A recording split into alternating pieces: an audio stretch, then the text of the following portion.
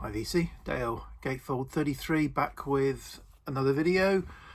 And for a change, this is not going to be a car boots finds video. In fact, not going to be a finds video of any description. This is kind of response video to a couple of videos that have been made. One a few months ago now, so apologies for the delay in this, when Alan at Static Traveller made the first of a series of videos, although Alan were waiting for the next installment in the series about album covers, album sleeves, and he talked about gatefold albums and albums that were crying out to be gatefolds, and he got quite passionate about some abominations that were made back in the day when single sleeve albums should have been gatefold albums. So I thought I would, one album immediately sprung to mind.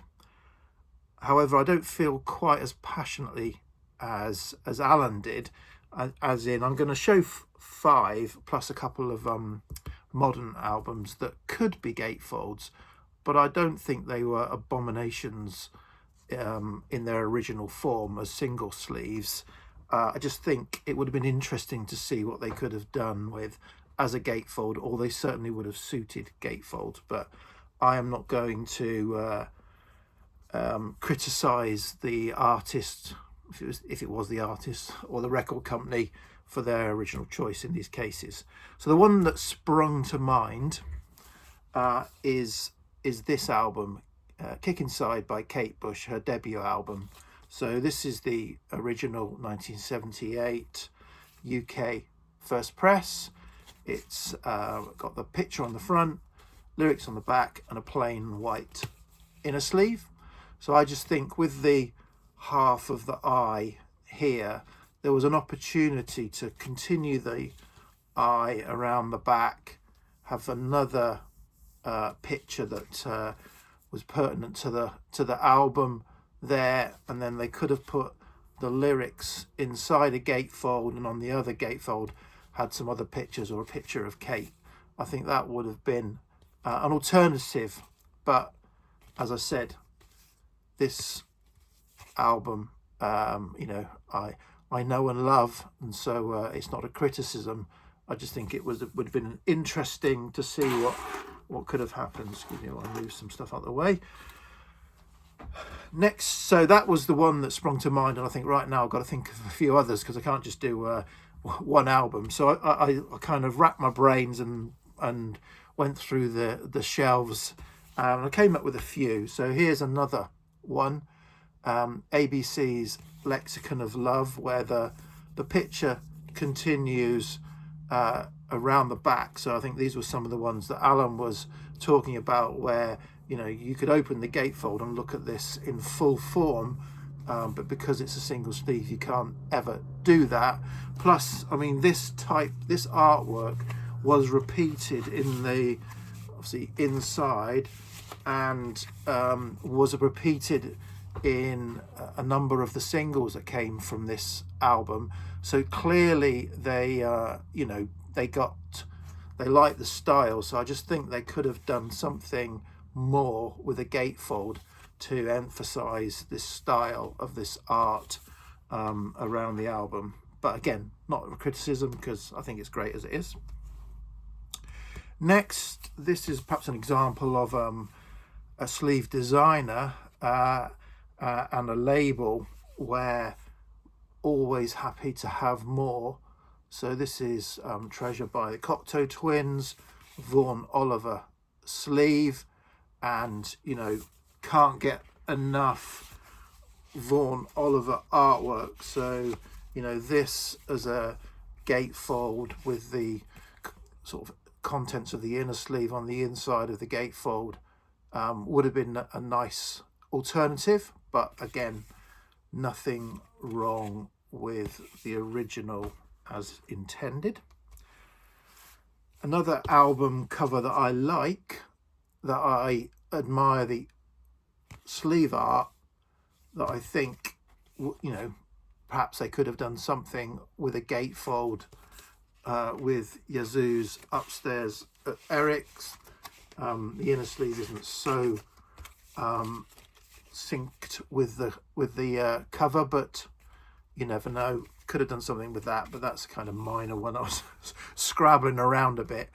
And then the final sort of classic sleeves, and the one where if I was going to get a little bit irked, this would be the one, but not necessarily because of the design. Yeah, it's because of the design. So Bob Marley's Babylon by Bus. I love this. I love the artwork. I love the concept. The problem is, this is a flawed, this is a beautiful, original, fully intact window cover. But, if those of you who go through the racks at fairs and shops will know, it is very rare to find a copy of this album where this has not been torn, this bar here.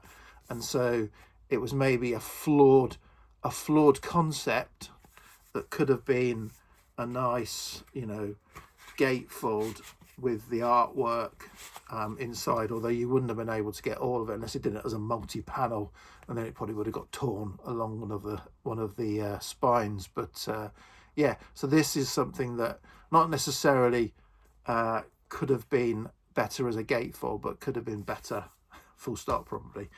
And then I thought I'd finish this part of the video, this section of the video, with a couple of modern sleeves by my favourite, probably modern sleeve art designer, and one of my favourite, if not my favourite, modern label. So that's Clay Pipe Records, that I buy everything from, and Frances Castle, who runs the label, does the artwork on all the albums that get released on the label. And all of the albums are around a sense of place, and they're beautiful as they are, with an internal sort of themed, this one particularly. So this is Andrew Vasilik's Balgay Hill Morning in Magnolia. So there's the sort of magnolia and Balgay Hill I think it's in Edinburgh. Is it in Edinburgh? It's in Scotland. And then so you've got the beauty of the history, and then contrasting with perhaps the reality, or graffiti. I mean, that's carving in trees, but that could have been nice in the gatefold. But I absolutely appreciate the cost to a small label of producing gatefolds versus single sleeve, and I've got absolutely nothing but admiration for the work that Frances does. So that is nowhere near a criticism. It's just an interesting aside, and perhaps then that sort of so thanks for the idea, Alan, and get your other videos coming. That leads me on to the second part of this video, to do with gatefold sleeves. So Hedley, at another fat bearded man talking about records, did a video recently celebrating 10 years in the VC. So congratulations again, Hedley, on that milestone. And it does sort of a bit of an aside, an off-the-cuff remark about modern gatefolds being incredibly thick.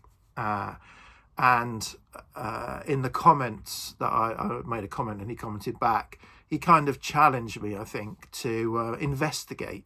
So as you know, I kind of like my spreadsheets and all of that. So I have got my spreadsheet of all my records, and there is a column for whether it's a gatefold sleeve or not a gatefold sleeve, and then a column for whether it's got a gatefold sleeve cover on it or a conventional ouster sleeve cover, and obviously the year. So I thought I would do a little bit of investigation, not extensive investigation, into traditional, conventional, old gatefold sleeve against modern gatefold sleeves, to see if they are thicker and therefore, if you like, consuming more space on our shelves. So what I did was I got my spreadsheet up, and I didn't want to make this too challenging, so I just went from started at A and found 20 albums with gatefold, single albums with gatefold covers pre-1990 to get sort of in that traditional sort of, so 60s, 70s, 80s mainly. Albums, found 20 representative. There they are. Went from, oh no, wrong. There they are.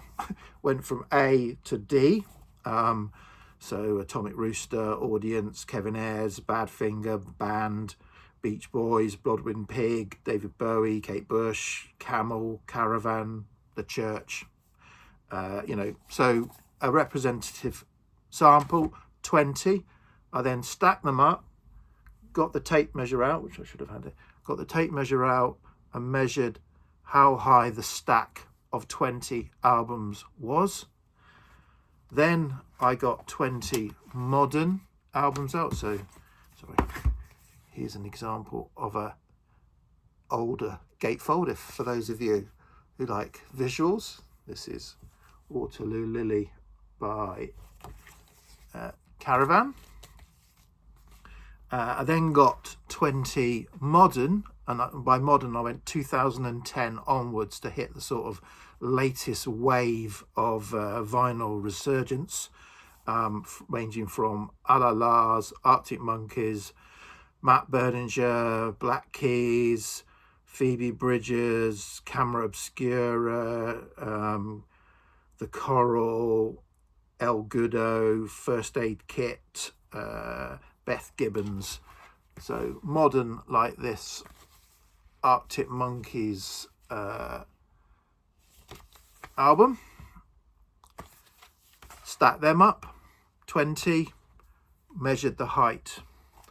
So what did that, is that representative 20? So it showed that the conventional, traditional gatefolds, 20 albums stacked up, was 10.8 centimeters. So each album averages out at 0.54 centimeters thickness of spine, whereas 20 modern gatefolds, single album gatefolds stacked up, came to 16.7 centimeters, meaning each modern gatefold is 0.835 centimeters, which is 55% thicker. So there's the sort of evidence that Hedley was looking for, that modern gatefolds are 55% thicker on average than conventional, traditional gatefolds, and therefore, you know, if you expand that out across your collection, they're taking up more space on your shelves. So I would have more to say about modern gatefolds as well, which is probably this is, you know, perhaps the insides aren't as interesting, but I haven't done extensive research on that to look at the insides of. I should have got, when I had all the albums out, I should have opened them all up and done a bit of an assessment of the insides. But anyway, that's a different story for a different day.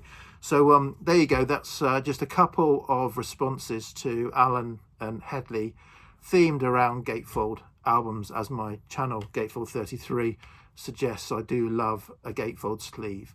Okay, VC, cheers, thanks for that, bye.